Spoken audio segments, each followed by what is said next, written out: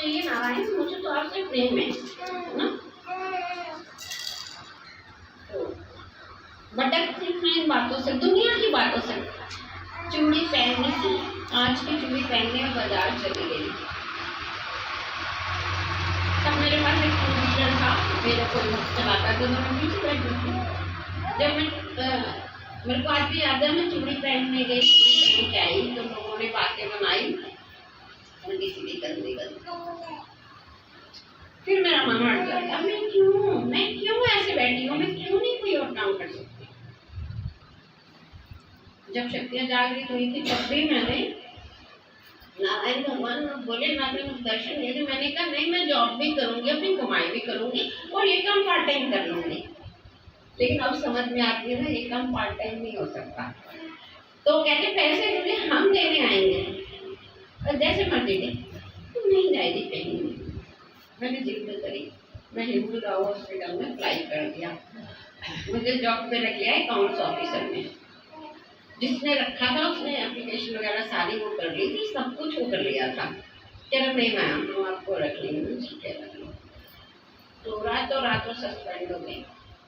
फिर मेरे को दर्शन दिए नारायण भगवान ने, किस किसका बेड़ा गर्क करेगी, हम नहीं जाने देंगे तुझे जॉब पे, और जो तुझे रखेगा उसकी भी शर्म पाए।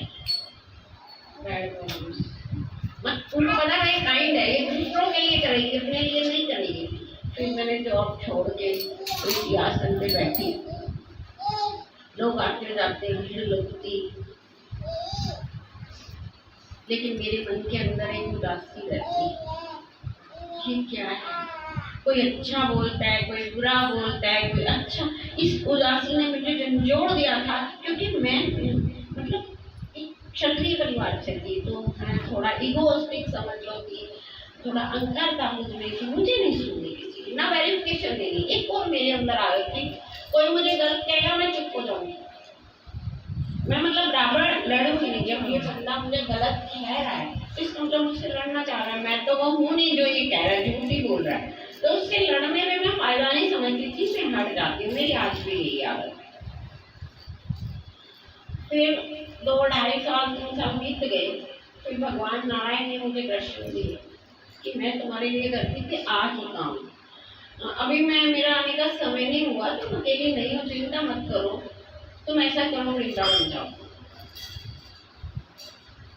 वहाँ निवास करो।